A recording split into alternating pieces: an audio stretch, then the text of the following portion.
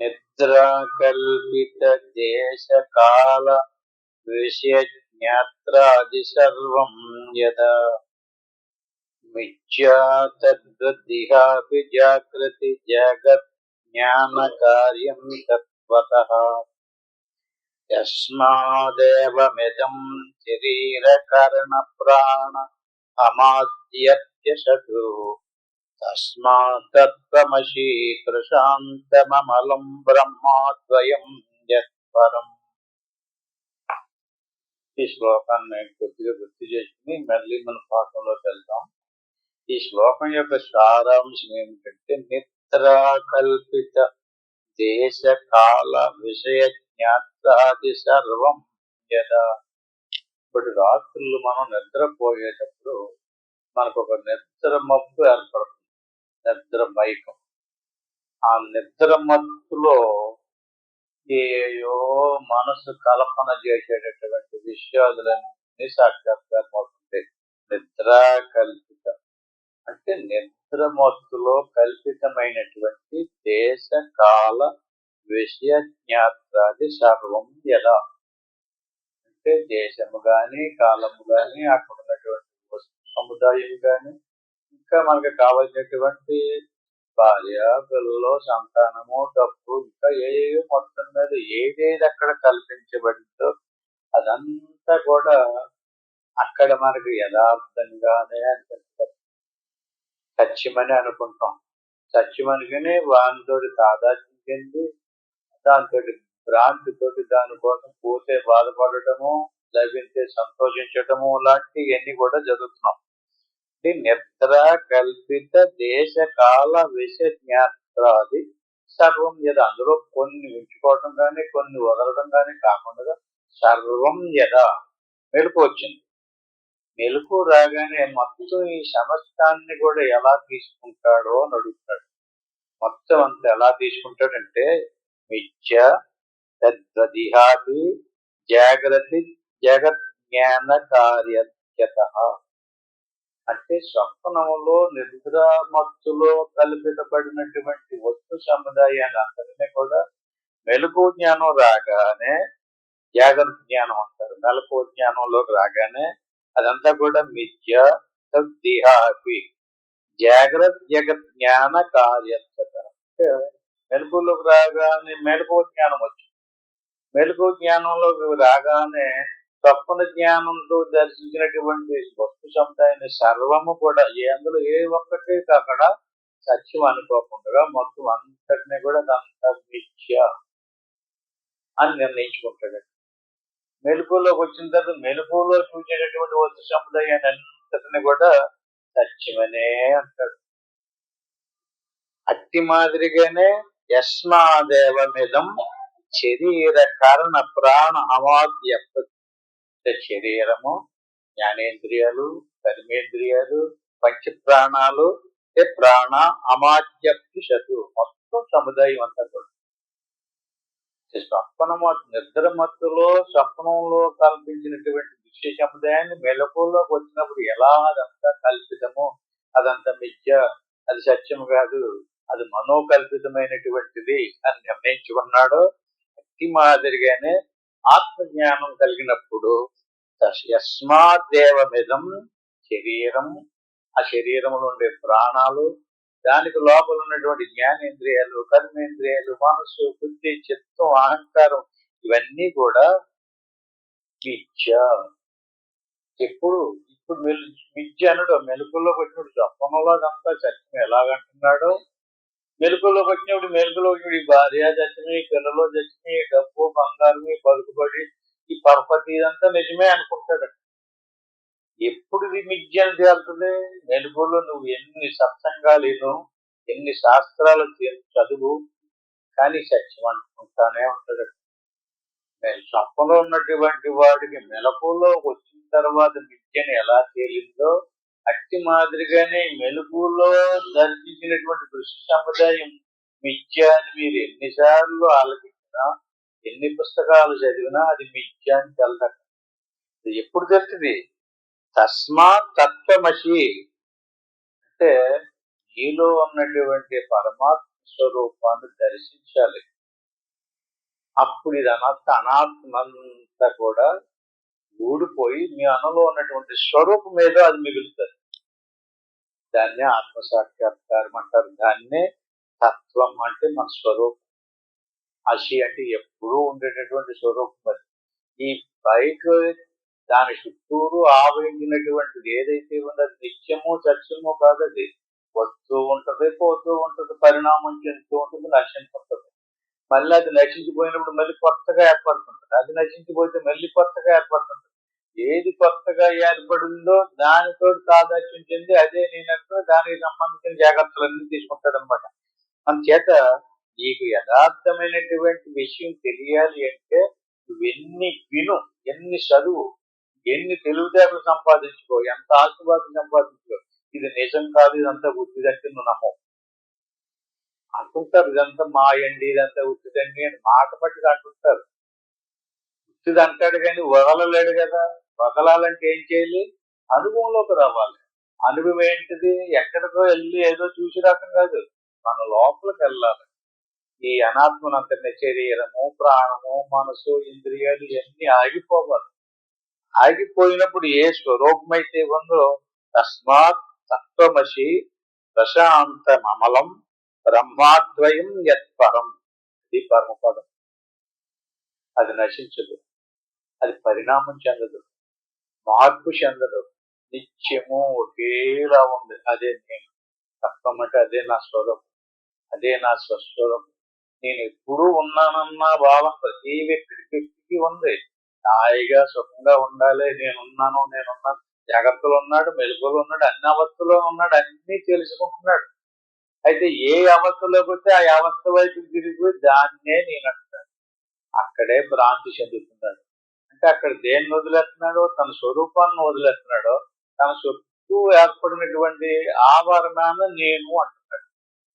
అంటే ఆవరణం నిజం కాదు, సత్యం కాదు నాయన, అది మాయాది, మిథ్యాది, కల్పితము అని ఎన్నో శాస్త్రాలు చెప్తున్నప్పటికీ కూడా వింటున్నాడో నిజమేనండి అని మనం కంఠస్థ నిజం వెళ్ళి ఇంకొకటి కూడా చెప్తుంటాం. కానీ అది మనకి ఏం చేయాలి? తెలియాలి, అనుభవపూర్వకంగా తెలియాలి. ఇదంతా ఎలాంటిది? ముత్కార్యం సకలం ఘటాది శతతం మృన్మాత్రమేవాదిత. కుండ తయారైనటువంటిది ఏదైతే ఉందో, కొండ, ముంత, మూకుడు, పాన, కడవ, అనేక వస్తు సముదాయాలు ఉన్నాయి. ముత్కార్యం ఇవన్నీ కూడా మట్టి యొక్క కార్యమే. చిన్న ముంత, పెద్ద ముంత, అది చిన్న కడవ, పెద్ద పాన, ఈ పేర్లు ఎన్నెన్నో పెద్ద పెద్దవి ఉండొచ్చు, చిన్న ఉండొచ్చు.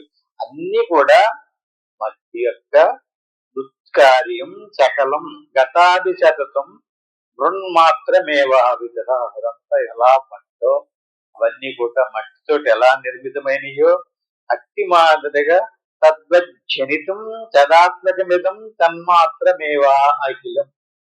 ఈ విషయంలో కనిపించేటటువంటి నామరూపాత్మకమైనటువంటి పశుపక్షాది, క్రిమి కీటకాది, మనుషులు, పశువులు, దేవతలు, దేవుళ్ళు, ఆకారాలు ఏవైతే ఉన్నాయో ఇవన్నీ కూడా కొండ, బాణ మొదలైనటువంటి ఎలా మట్టి కార్యమో ఇదంతా కూడా జనితం. ఏదేదైతే పుట్టిందో ఆ పుట్టినటువంటి అంత సదాత్మకమిదం ఎన్నాటికి వెనకాల లోపల సదాత్మకమిదం ఏవా వికిలం యస్మన్యాస్తి తతః పరం కిమపి తచ్చత్యం స ఆత్మా స్వయం.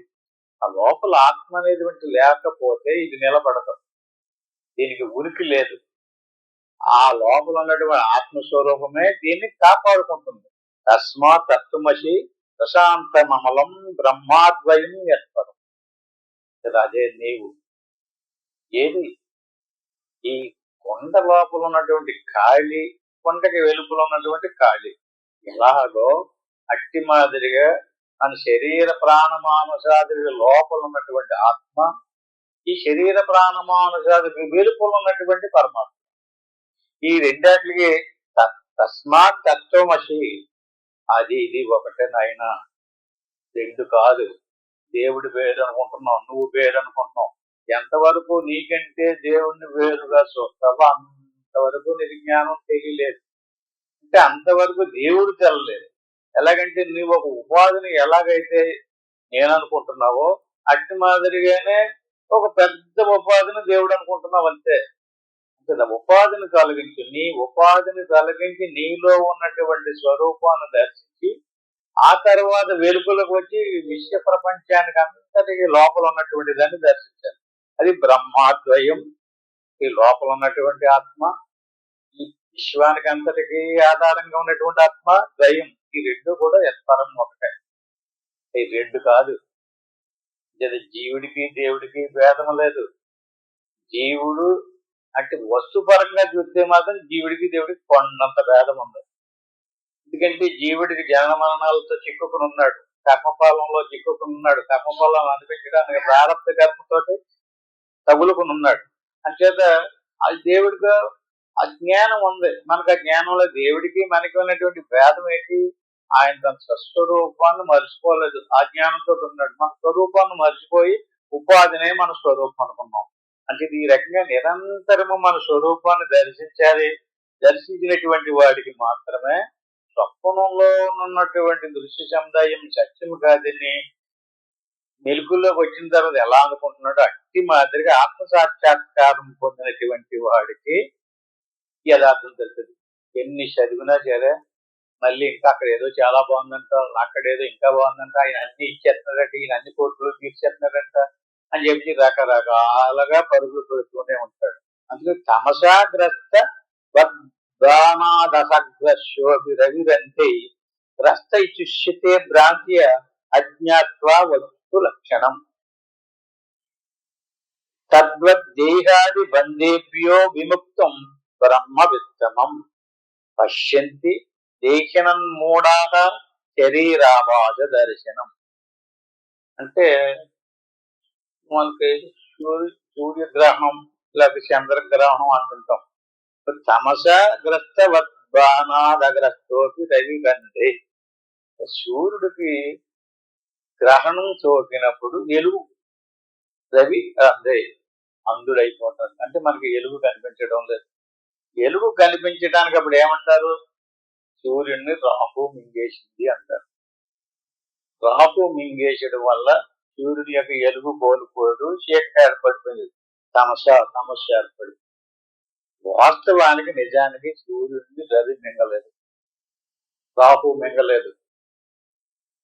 అంటే అడ్డొచ్చిందంటే గ్రస్త ఇశుష్యతే భ్రాంతియ, అదొక భ్రాంతి. సూర్యుడిని రాహు మింగటం ఏంటండి? అసలు భూమి మీద 4 రెట్లు పెద్దదే సూర్యగ్రహణం. మింగేయటమేటి, మళ్ళీ వదిలించేయటమేటి? అడ్డొచ్చింది.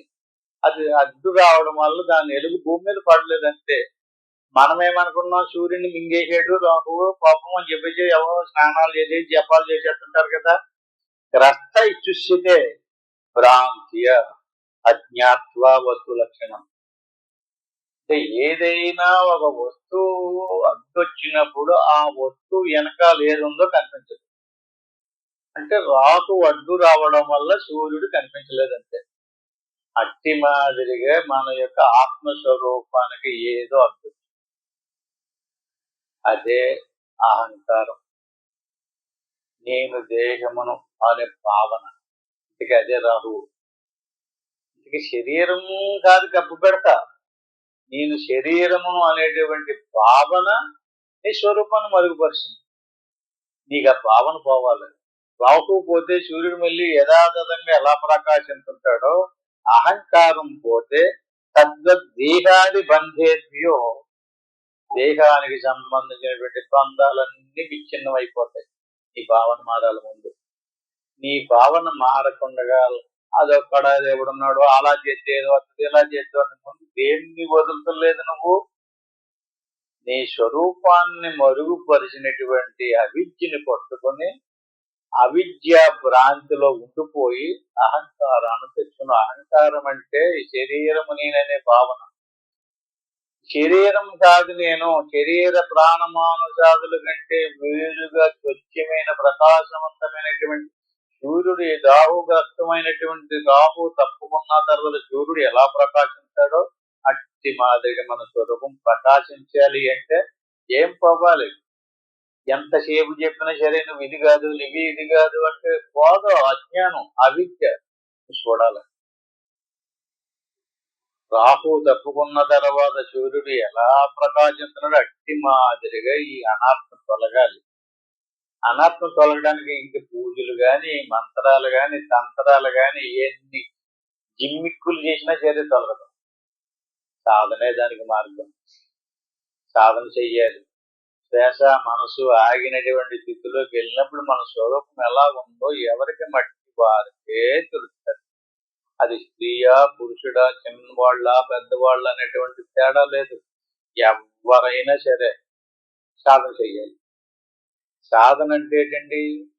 ప్రాక్టీస్, అభ్యాసం, లేక ప్రయత్నం. మళ్ళీ మళ్ళీ ప్రయత్నించడం. మళ్ళీ మళ్ళీ ఇవాళ కొంతసేపు ప్రయత్నం చేసాం, శ్వాస ఆగలేదు, మనసు ఆగలేదు, మళ్ళీ రేపు చెయ్యి, మళ్ళీ రేపు చెయ్యి, మళ్ళీ ఎల్లుండి చెయ్యి. అలా చెయ్యి. అలా చేయగా నీకు అలవాటు పడిపోయిన తర్వాత శ్వాస మనసు సన్నగిల్లి ఆగిపోయేదాకా వదలకుండా చెయ్యాలి.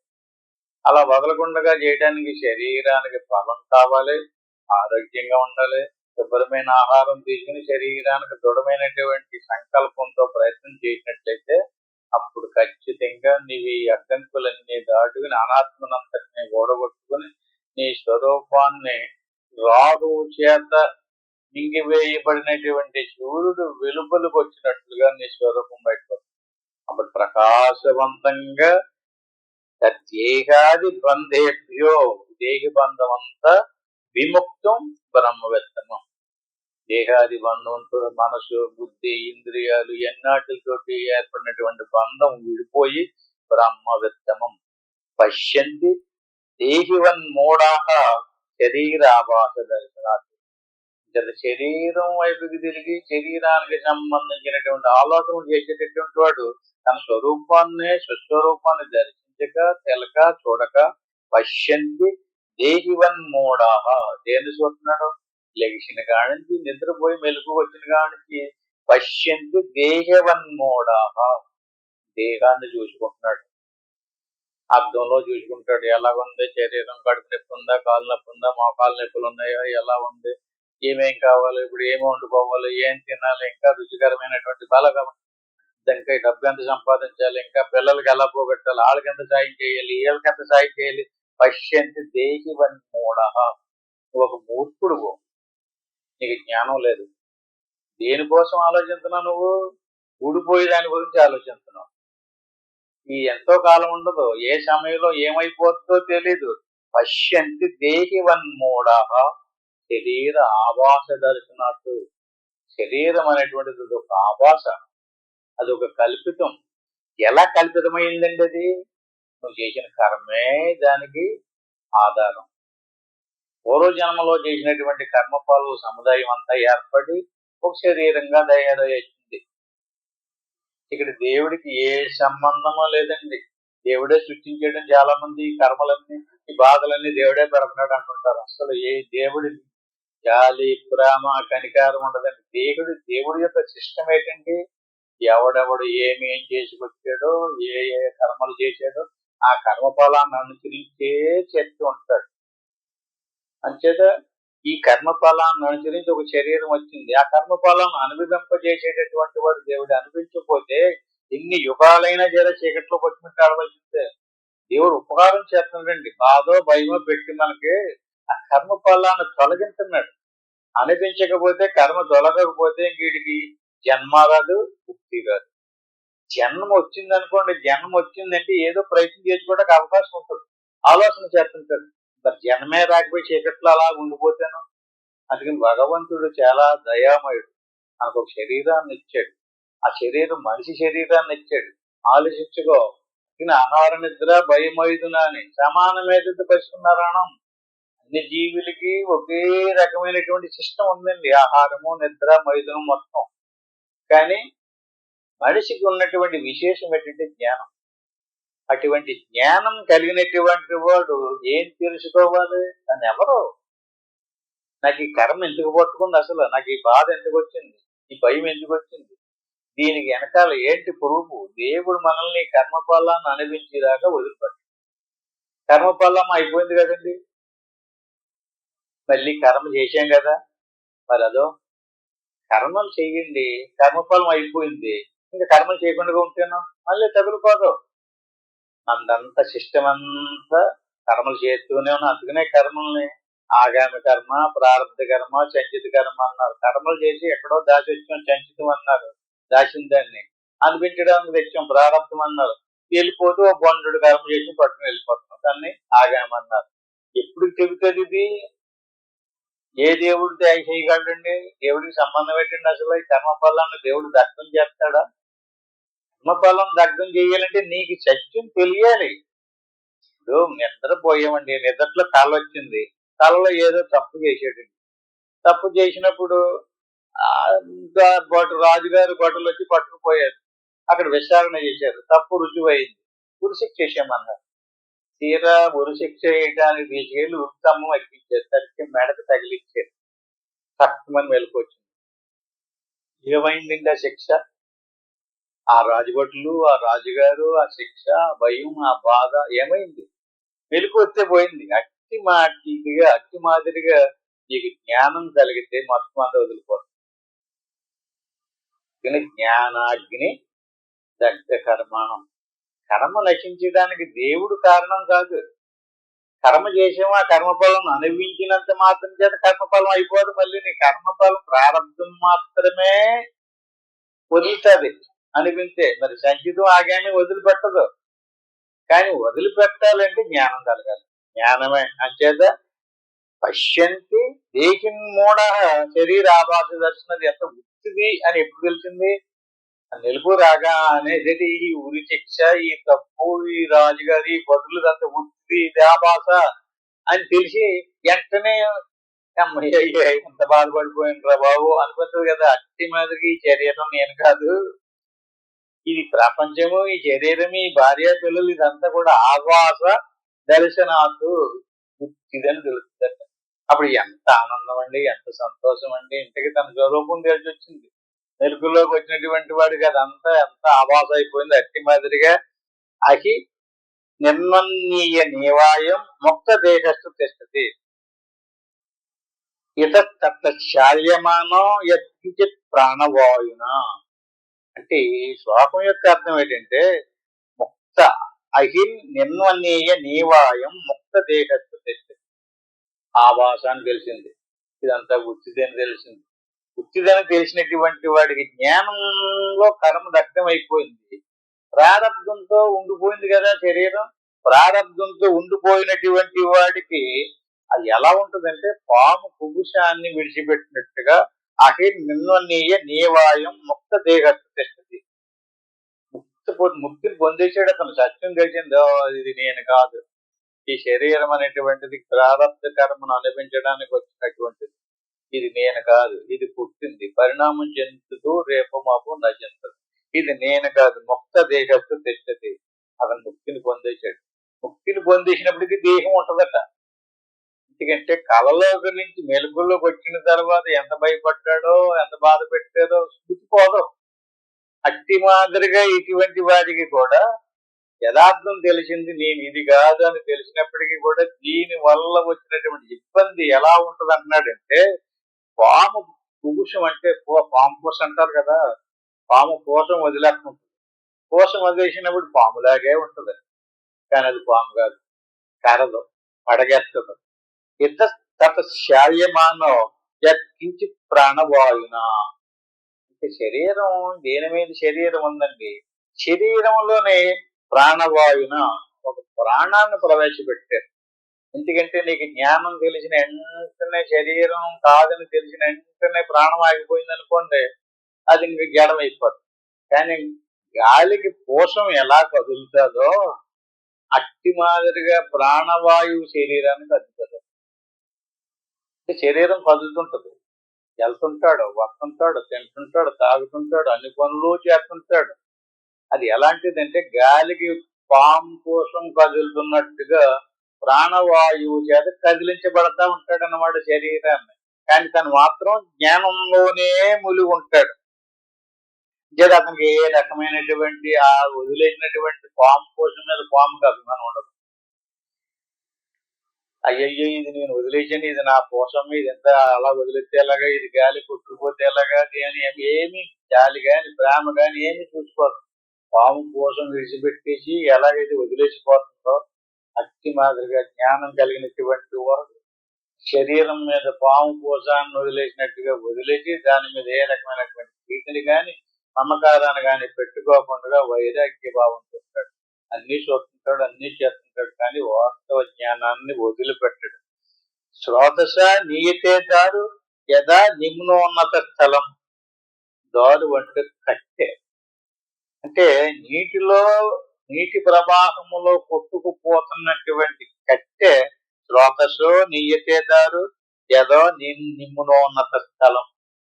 ఆ నీటి ప్రవాహానికి కొట్టుకుపోతే ఒకసారి మంచి నిత్యు స్థలంలో కొట్టుకుని వెళ్తుంటారు, ఒకసారి నీచమైనటువంటి స్థలంలో కొట్టుకుని వెళ్తుంటారు, ఒక్కోసారి ఏయో కట్టులతోటి కలుపుకుంటున్నారు, ఒక్కోసారి ఏ కట్టులతోటి కలకుండా ఒంటరిగా కొట్టుకుపోతుంటారు. చూడండి, నదిలో కొట్టుకుపోయేటటువంటి ఏ కట్టులో కట్టి కలుపుకున్నాయి అనుకోండి, 2 కట్టులు అలా కలుసుకోవడానికి కారణం ఏంటి? ఆ కట్టికి సంబంధం ఏంటి? వాళ్ళిద్దరికి ఏమన్నా సంబంధం ఉందా? అదో పక్క నుంచి కొట్టుకొచ్చింది, ఇదో పక్క నుంచి కొట్టుకొచ్చింది. ఇవన్నీ కట్లే. భార్య ఎవరు, భర్త ఎవరు, పిల్లలు ఎవరండి? కట్లన్నీ ఏంటండి? ఎక్కడి నుంచి కొట్టుకొచ్చినాయి? ప్రారంభ కర్మతో కొట్టుకుని వచ్చారు వాళ్ళే మనకి ఒకళ్ళ భార్య అయ్యారు, ఒకళ్ళ పిల్ల అయ్యారు, ఒకళ్ళ పిల్లకి పిల్ల అయ్యారు అంతే తప్ప వాళ్ళందరూ కూడా నదీ ప్రవాహములో కొట్టుకొచ్చినటువంటి దారు అంటే చెక్కలు, కట్టెలు ఆ ప్రవాహంలో కొట్టుకుని వచ్చి కలుసుకుంటున్నాయి. మళ్ళీ అదే ప్రవాహంలో చూడండి చూస్తే ఇడిపోతుంటాయి. అలా కడకంతా కలిసి ప్రయాణం చేయరు ఎవ్వరు కూడా. చూడండి, భార్యాభర్తలు ఎంతో ప్రేమగా కాపురం చేస్తారు, కొద్ది రోజుల్లో వాళ్ళు ఇడిపోతారు.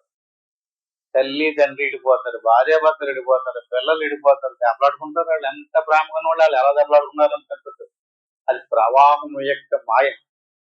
నీటి యొక్క ప్రవాహంలో కొట్టుకొచ్చి కలిసి చెట్టపట్టా లేచి ప్రవహిస్తాయి, మళ్ళీ అదే ప్రవాహం ఎడగొట్టేస్తుంది.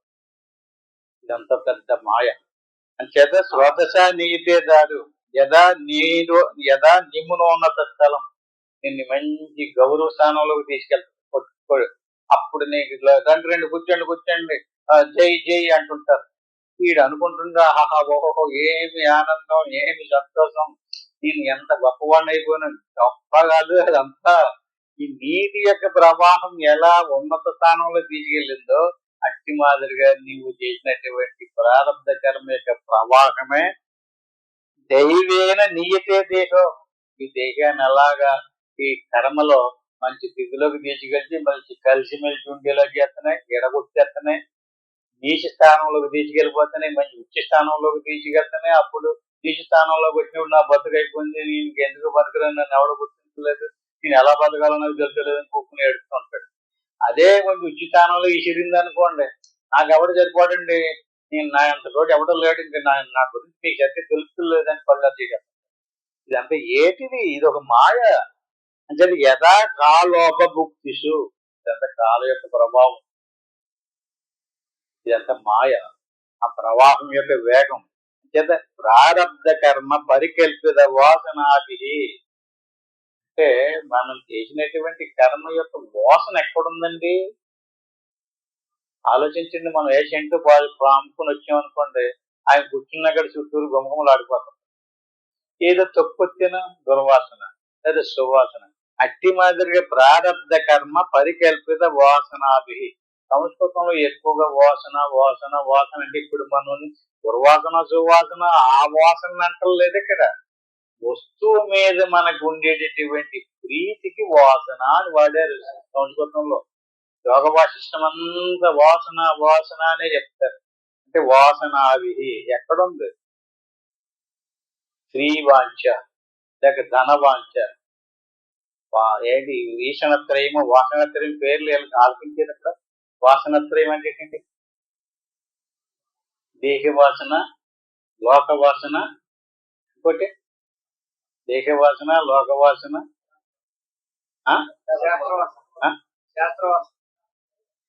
అంటే శాస్త్రం మాట నేను అర్థం లేదు. లోక వాసన, దేహ వాసన, శాస్త్రవాసన, 3 వాసనలు. శాస్త్రం కూడా వాసనే. శాస్త్రాన్ని చదివేసానని చెప్పి శాస్త్రం చదివితే ఏమంటాడంటే, నాకు ఎవడు సరిపోడండి, నేను పురాణాలన్నీ చదివేశానంటాడండి. నన్ను ఏమంటారు? అది శాస్త్రవాసన. లోక వాసన, దేహ వాసన, శాస్త్రవాసన. దేహ వాసన శాస్త్రవాసన, లోహవాసన. ఈశనత్రం ఏంటన్నా? దారేషణ, ధనేషణ, పుత్రేషణ. ఈ మూడు ఉండకూడదు ఏ వాసనలో. అంటే 6 రకాల వాసనలు అన్నమాట మన స్వరూపాన్ని అంటుకుని ఉన్నాయి. దారేషణ అంటే దార అంటే భార్య లేక భర్త, దారేషణ. ధనేషణ ధనం మీద ఉండేటటువంటి ప్రీతి, ధనేషణ. దారేషణ, ధనేషణ, పుత్రేషణ పిల్లల మీద ప్రీతి, లేదా ఆ పిల్లల మీద ప్రీతి. అదే తాడు, అదే బంధం. ఈ ఇంకెవడు ఆ తాడుని తగ్గొట్టాలంటే ఈశ్వరుడు వల్ల కూడా కాదండి. ఎవరు తగ్గొట్టలేదు. ఆ తాడుని తెంపాలంటే ఎవరి వశం అవుతుందండి? ఈడే తైన చేసి చక్కగా ఈడంత ఈడే దారేషణ, ధనేషణ, పుత్రేషణ, లోకవాసన, దేహవాసన, శాస్త్రవాసన లాంటి వాసనలతో కూడుకున్నటువంటి ప్రారబ్ధ కర్మ పరికల్పిత వాసన అది. ఈ స్వరూపంలో ప్రవేశించింది వాసన. ఆ వాసనతోటి తన శరీరాన్ని చూసుకుని, తన పిల్లలను చూసుకుని, తన భార్యను చూసుకుని, భర్తను చూసుకుని, ధనం చూసుకుని ఇలా చిక్కుకుపోయాడు.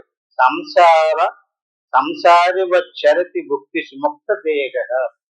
ఆడికి ముక్తి వస్తుందంట. ఎక్కడి నుంచి వస్తుందండి? శరీరం చనిపోతే ముక్త కాదు కదా.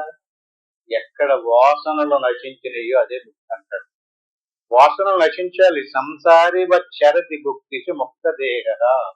ఎవరికైతే వాసనలు నశించినయో అటువంటి వాడికి శరీరం ఉంది, భార్య ఉంది, భర్త ఉన్నాడు, పిల్లలు ఉన్నది, డబ్బు ఉంది, దశకం ఉంది, ఉద్యోగం, వ్యాపారం అన్నీ ఉన్నాయి, వదిలే లేదు.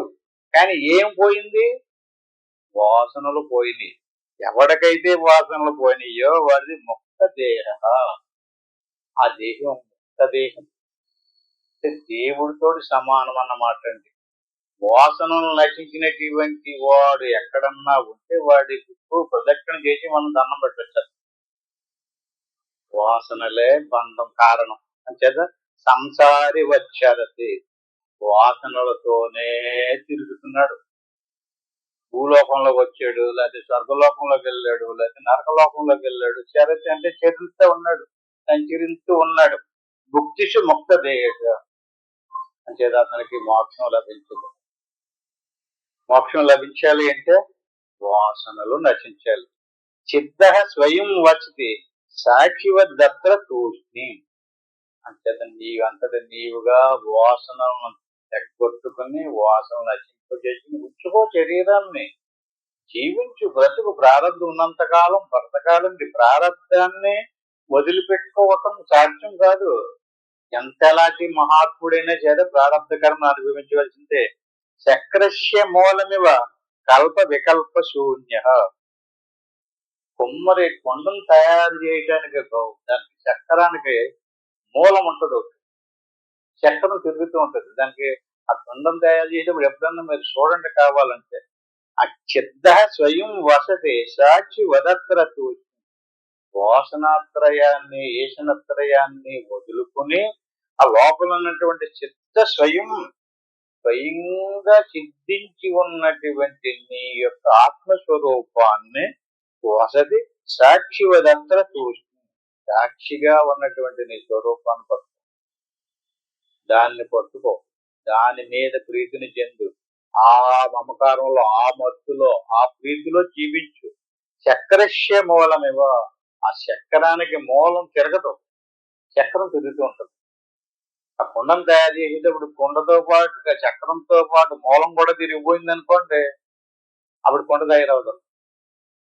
అట్టి మాదిరిగా మన శరీరం తిరుగుతుంది. ప్రాణము, మనసు, ఇంద్రియాల జాగ్రత్తలోకి వచ్చాం, స్వప్నంలోకి వెళ్ళాం, మళ్ళీ సుషుప్తిలోకి వెళ్ళాం, మళ్ళీ బాల్యంలో, యవనంలో ఇలా తిరిగిపోతుంది కదా.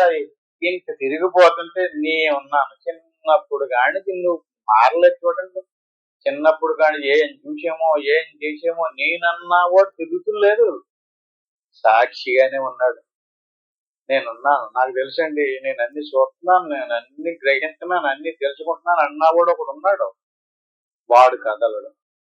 అదే తెలియాలి. చక్రస్య మూలమివ కల్ప వికల్ప శూన్య. ఆ మూలంలో ఉన్నటువంటి వస్తువు కల్పన లేదు, వికల్పన లేదు, కదలకుండగా ఉంది, సాక్షిగా ఉంది. అది సిద్ధ స్వయం జ్యోతి, ప్రకాశవంతమైనటువంటిది, వసతి, ఎప్పుడూ ఉండేటటువంటిది, సాక్షి, అన్నిటికీ సాక్షిగా గమనంతానే ఉంది. అదే నీ స్వరూపం, అదే ఆత్మ. దాన్ని వదలపెట్టుకో. దాన్ని ఎవడైతే పట్టుకుని ఉన్నాడో, దాన్ని పట్టుకుని ఉన్నటువంటి వాడు చుట్టూరు శరీరం వస్తుంది, జాగ్రత్త వస్తుంది, స్వప్నం వస్తుంది, మేలుకు వస్తుంది, లేక బాల్యం వచ్చింది, కౌమానం వచ్చింది, యవనం వచ్చింది, ఇవన్నీ తిరుగుతుంది కదా చక్రం. చూడు, సాక్షిగా చూడు. దాంట్లోకి వెళ్ళిపోయి దాంట్లో మమేకమైపోయి దాంతో భ్రాంతి చెందేసి అదే నేనని దానికోసం కొట్టుముట్లాడేస్తుంటే వాడికి ముక్తి మాత్రం రాదండి. ఒకవేళ ఏదైనా దానమో ధర్మమో చేసుకుంటే పుణ్యం వస్తుంది, లేదా ఏదన్నా భగవన్నామాన్ని ఉచ్చరించినా కూడా కొంచెం మనసు శుద్ధం అవుతుంది, లేదా ఏదన్నా పుణ్యకార్యాలు పూజలు యజ్ఞాలు చేసినా కూడా పుణ్యం వస్తుంది. మోక్షం మాత్రం రాదు. మోక్షం రావాలంటే జ్ఞానమే రావాలి. ఆ మూలంలోకి వెళ్ళి కదలిక లేనటువంటి నిత్య సత్యమైనటువంటి ఆ సచ్చిదానంద స్వరూపాన్ని పట్టుకొని ఉండాలి. ఆ తిరిగేటటువంటి దాన్ని నువ్వు ఆపొద్దు, చెప్పొద్దు. నీ చేతిలో లేదేది, ప్రారంభం చేతిలో ఉండేది. నువ్వు తిప్పుతున్నాను అనుకుంటున్నావు, నేను పోషిస్తున్నాను అనుకుంటున్నాడు పాపతను. శరీరం ఈ ప్రారంభ కర్మను అనుసరించి వచ్చేటప్పుడే ఎలాంటి శరీరం రావాలో, ఆ శరీరానికి ఎలాంటి సుఖ దుఃఖాలు ఏర్పడతాయో, అలాగే ఆ శరీరానికి ఎలాంటి భార్య పిల్లలు ఏర్పడతారో అదంతా నిర్ణయాన్ని ప్రకారంగానే జరుగుతుంది. నువ్వు చేసేను అనుకుంటున్నావు, నువ్వేమి చేయలేవు, నీకేమీ చేత కాదు. నువ్వు చేసేదంతా కర్మై కూర్చుంటుంది మళ్ళీ. అంచేత నువ్వు చూడు, గమనించు, నీ స్వరూపాన్ని బట్టు అది ఎలా నడుపుకుంటుందో, ఎలా నడుస్తుందో, ఎలా వెళ్తూ వస్తుందో దాని అంతని అలా చూడు. అలాగా నైవేంద్రియాని విషయేషు నియుక్తం చేశా, నైవోపయుక్తం ఉపదర్శనం లక్షణస్థ, నైవ క్రియా ఫలమహీరపేక్షతేశ. స్వానంద సాంద రసపాన సుమత్త మత్త చిత్త. అంటే ఈ రకమైనటువంటి కదిలే దాని వైపు నుంచి దృష్టిని తీసేసి కదలనటువంటి నైవేంద్రియాన్ని విషయేస్తూ ఇంద్రియ విషయాల వైపు నుంచి దృష్టిని మరలించి నైవోపయుక్తం ఉపదర్శన లక్షణత, ఆ కదలనటువంటి దాని వైపు తిరిగిపోయి దాని మీద మనసు పెట్టి నైవ క్రియాఫల మశేష అపేక్షతేశ, దీని మీద అపేక్ష పెట్టుకో, ఉపేక్ష ఉంది, దాని మీద అపేక్ష పెట్టుకో. ఆ దాని మీద అపేక్ష పెట్టుకుని స్వానంద సాంద్ర రసపాన సుమత్త చిత్త. నీకు ఎప్పుడు వీలు కుదిరితే అప్పుడు ఆ రకంగా లోపలికి వెళ్ళి ఆ ఆనందంలో రసానంద సాంద్ర పాన మత్త చిత్త, ఆ రసానంద పాన చిత్తం మత్తుడు అయ్యి దాన్ని యోగ నిద్రలో హాయిగా సుఖంగా దాన్ని ఆనందించి మళ్ళీ ప్రారంభంగా జరిగేటటువంటి దాన్ని గమనించుకుంటూ నీ స్వరూపాన్ని నైవేంద్రియాన్ని విషయేషు నియుక్తం, అంటే బ్రహ్మవేత్త అయినటువంటి ఆ పురుషుడు అతిశాంతరమైనటువంటి ఆత్మానందరసమును పానము చేయటం వలన మత్తిల్లి సాక్షిభూతుడై ఉండి ఇంద్రియములను విషయములను ప్రవర్తిల్లను చెయ్యడు, వాని నుండి తొలగింపను చెయ్యడు. అతనికి ఆ పని లేదు. అతను తన స్వరూపాన్ని పట్టుకుని ఉంటే వాటిని ప్రవర్తిల్లా చేయడం అతనికి అవసరం లేదు, దాన్ని ఆపడం అతని పని కాదు. అలాగే మనం శ్వాసను ఆపాలి, మనసు ఆపాలని చెప్పి ప్రయత్నం చేస్తుంటారు కొంతమంది. ఇక్కడ మనం ఏం చెప్తున్నాం, నువ్వు ఆపుకో. కొంతమంది అటయోగంలో శ్వాసను ఆపడానికి, మనసును ఆపడానికి రకరకాలుగా అభ్యాసాలు చేస్తున్నారు. ఏమని చెప్తున్నారు, నువ్వు ఆపుకో, దాన్ని వదిలేయి. నిన్ను నువ్వు పట్టుకుని ఉండవయ్యా, అది ఆపాలో ఆగాలో ఆగపాటాలో అవన్నీ కూడా దాన్ని చూసుకుంటాను. ఆ గొడవ నీకు లేదు. నువ్వు ఏవి ఎక్కడ ఉండాలి, నిన్ను నువ్వు పట్టుకో. నిన్ను వదిలేసేసి నువ్వు అలాగే శ్వాసను ఆపడానికి ప్రయత్నం చేసినంత కాలం నువ్వు ఎంత ప్రయత్నం చేస్తున్నావో నీ శక్తి ఇది ఎలాంటిది అంటే అండి, వాలి అనేటువంటి రామాయణంలో ఒక వ్యక్తి ఉన్నాడండి, సుగ్రీవుడికి అన్నగారు. ఎవరు అతని తోటి దెబ్బలాడికి వచ్చినా సరే సగం బలం అతనికి వెళ్ళిపోతుంది. ఎవడు వాడుతాడండి అతన్ని, రామచంద్రుడు అంతటి వాడు కూడా వాళ్ళకి ఎదురుగొండకి వెళ్ళి దెబ్బలాడలేదు. ఒకవేళ వెళ్తే ఏమవుతుంది ఆయనకే తెలిసి ఎవరికే తెలుసు ఆ సీక్రెట్. అందుకని చెట్టు చోటు నుండి కొట్టాడని రామాయణంలో రాశారు.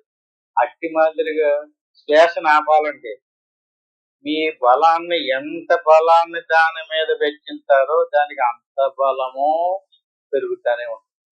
అలాగే మీ మనసును ఆపడానికి ప్రయత్నం చేశారనుకోండి, మీరు ఎంత ప్రయత్నం చేస్తారో అంత ప్రయత్నం ఆ మనసు అది స్వప్న శరీరం. అది మీరు వదిలేస్తేనే ఆగుతుంది. మీరు ఆపాలి నా మనసుని ఎలాగోలాగా ఆఫ్ చేయాలి, నా శ్వాసను ఎలాగోలాగా ఆపేయాలన్నారు అనుకోండి, ఆగదండి. ఎందుకంటే మీకు ఎంత బలం ఉందో దానికి అంతే బలం ఉంది. మీరు వదిలేయండి. వదలాలంటేనో మిమ్మల్ని మీరు పట్టుకుని వదలాలి. మిమ్మల్ని మీరు పట్టుకోకుండా వదలడం సాధ్యం. మన స్వరూపాన్ని మనం తెలుసుకున్నప్పుడే వదలడం కుదరదు. అంచేత దాన్ని ఆ విషయాదుల్ని ప్రయత్నము చేయడు, ఆపడానికి చూడడు, వదలడానికి చూడటం అతని పైన అది కాదు. వాడి నుండి తొలగింపు చేయడు. అతడు తన కర్మ ఫలమునకి ఇంకా దృష్టి నైన్ను కూడా సాధించడు. అయ్యో ఈ కర్మ నుంచి తప్పించుకోవాలి, ఇది బాధ వస్తుంది, దుఃఖం వస్తుందని కూడా చేయడు. దాన్ని అలా పొనగండి. ప్రారంధానుసారంగా వచ్చిందనుకోండి, దాన్ని అలా ఊరుకుంటే దాన్ని ఎవరు అది చక్కబెట్టుకునే తొలగిపోద్ది. అదొక పీరియడ్ అంతే. అది శాశ్వతంగా కష్టం ఉండదు. ఎవరికైనా చేత చూసుకోండి కావాలని. అంచేది మనల్ని మనం పట్టుకుని ఉంటే అన్ని వాటినంతటా ఎలా తిరిగి అలా వదిలిపోతున్నాయి. అమ్మయ్య ఒకటి పోయింది, పోయింది, వాటి పోయింది, వాటి పోయింది. అంటే అన్ని పోకపోతే అవన్నీ మనం పట్టుకుని ఉంటే ఇంకా బాగా భరించలేని పరిస్థితులు ఎదురైతేనో అప్పుడు మళ్ళీ ఇంకా బాగా బాధపడిపోతాం. బాగా ఆరోగ్యంగా బలంగా ఉన్నప్పుడు వచ్చేసినాయి అనుకోండి, మనం అనిపించాల్సినటువంటి బాధలో దుఃఖాలోనే చాలా సంతోషించాలి. దుఃఖం బాధ వచ్చేసిందని గిలగిల్లాడిపోతున్నాం. మనం సంతోషించాలి. ఎందుకంటే అండి అవన్నీ మనం చేసుకొచ్చినటువంటి కర్మఫలాలే. బాధపడక్కర్లేదు.